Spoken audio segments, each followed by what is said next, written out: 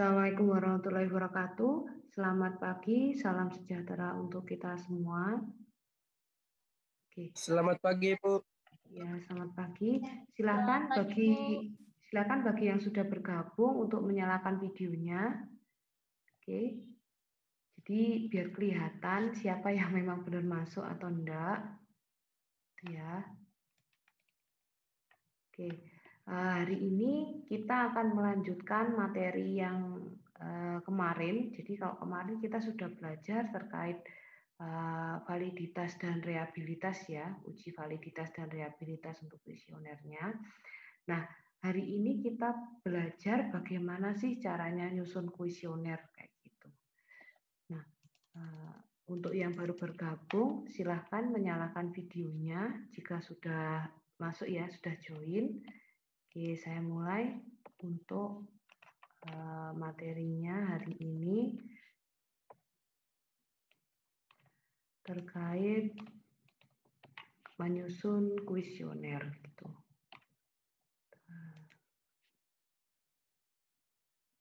Oke, baik.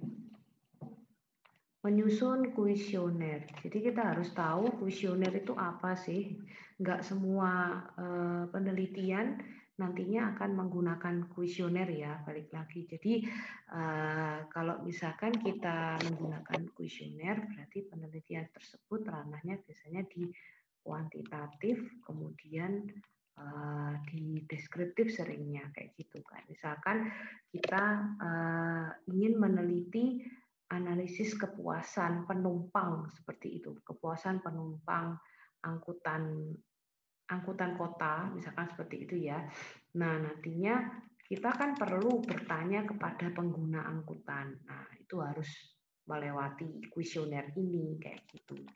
Jadi nggak semuanya penelitian menggunakan kuesioner, namun beberapa perlu menggunakan kuesioner sebab dari penelitiannya mengharuskan pengambilan datanya pakai kuesioner ini. Jadi kalau untuk yang eksperimen all about lab itu nggak pakai kuesioner, tapi langsung actionnya ya. Cuma kalau untuk yang seperti yang saya contohkan tadi itu wajib kuesioner. Tuh.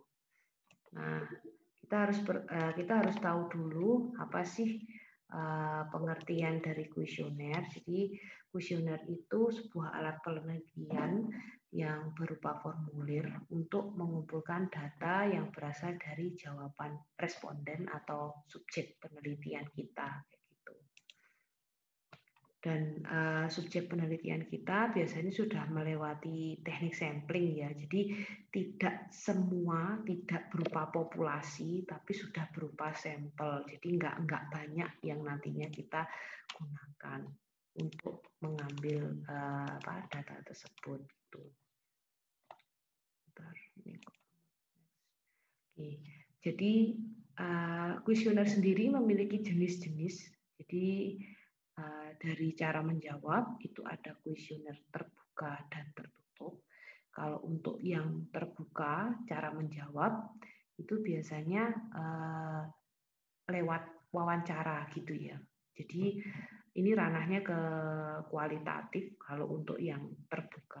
Jadi si peneliti akan mewawancarai si respondennya atau subjeknya seperti itu.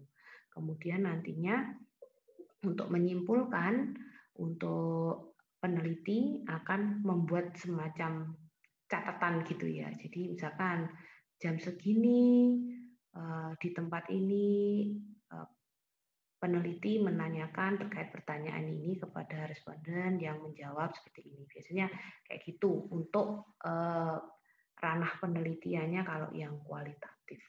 Tapi kalau untuk yang kuantitatif seringnya pakai yang tertutup ini.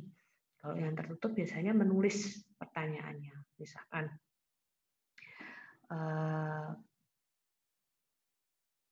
misalkan terkait survei angkutan tuh ya. Seberapa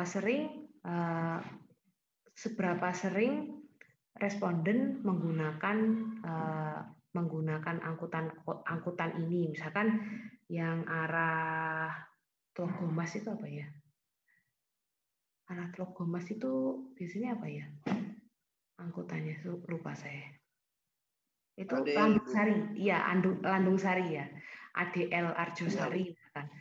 Seberapa sering responden menggunakan angkutan Arjosari, Landung Sari, misalkan seperti itu. Seringnya biasanya akan diberikan semacam rentangan ya. Jadi itu disebut skala penjawaban, itu namanya skala Likert biasanya. Jadi kalau skala Likert itu kita pakai biasanya skala kan rentangannya ada 5. Jadi sangat sering, sering, cukup, cukup. Terus yang keempat ini, yang kelima tidak pernah. Yang keempat apa ya? Cukup, terus cukup sering kayak gitulah. Ya pokoknya ada 5 nantinya. Nah kalau teman-teman untuk menghindari pertanyaan jawaban yang nantinya bisa bias saat kita masukkan ke SPSS, kalian bisa pakai skala Likert ini dengan rentangan 4. Jadi nanti si penjawab tidak akan menjawab yang tengah-tengah ya, yang jawaban nomor 3. Soalnya seringnya mereka cenderung akan menjawab yang jawaban ketiga, yang cukup tersebut. Jadi kalau 4 itu kan jelas ya, sangat sering, sering, pernah, tidak pernah. Nah, ini kan enak nantinya kalau misalkan mencari jawaban. Jadi dia tidak akan mencari yang tengah-tengah. Nanti sering kalian nantinya akan menggunakan kuesioner tertutup ini. Lebih seringnya sih kayak gitu ya. Jadi kita membuat langsung list pertanyaan. List pertanyaan tersebut ditanyakan ke si responden atau sampelnya. Nah, gimana sih caranya kita nantinya bisa bisa enak untuk bertanya dan direspon, kemudian hasil pertanyaan kita itu nantinya bisa bagus gitu ya kalau dimasukkan ke SPSS nantinya untuk dianalisis. Nah, biasanya kalau untuk saya dulu itu saya akan membacakan pertanyaan kepada si responden. Jadi dia tidak cuma saya beri kuesioner gitu aja ya, tapi saya ajak bicara, saya ajak ngomong gitu. Itu tingkatan untuk nilainya itu bisa lebih bagus kayak gitu. Jadi kayak kita semacam semi terbuka gitu ya kalau untuk nantinya biar tahu respondennya cara menjawabnya. Jadi lebih terkesan humble ke si responden. Jadi lebih enak kayak gitu, kayak lebih akrab kayak gitu. Namun ada juga yang memang hanya memberikan, biasanya sih menawarkan di awal sih, inginnya kayak apa untuk sesi pertanyaan tersebut terkait kuesionernya kita.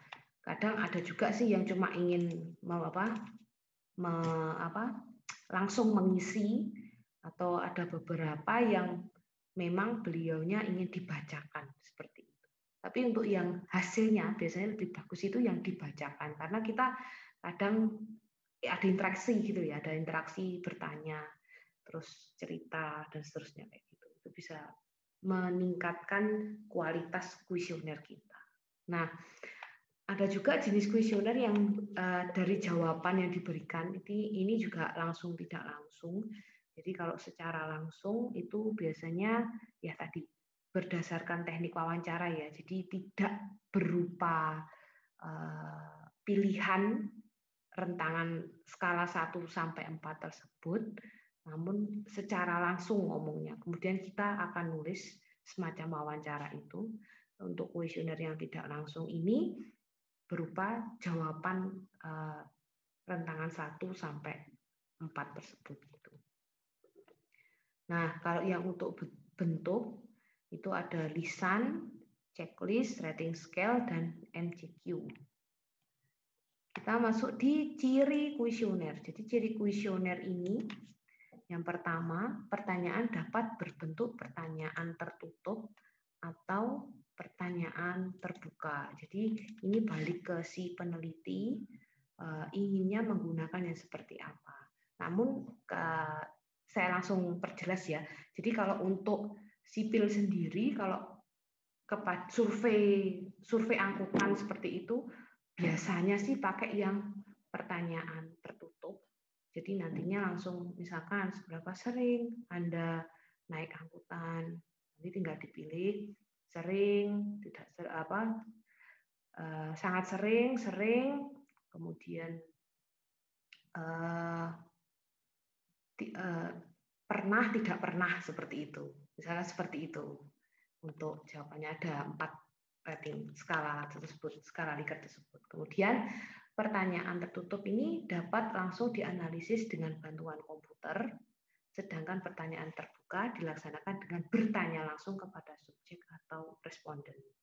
Jadi kalau yang menggunakan skala Likert tersebut, itu nanti biasanya bisa dianalisis langsung pakai komputer, pakai SPSS. Tapi kalau yang terbuka, kita nanti ranahnya kualitatif, jadi untuk membuat hasil penelitian, hasil dan pembahasannya perlu menulis apa yang dibicarakan si responden dengan pertanyaan kita.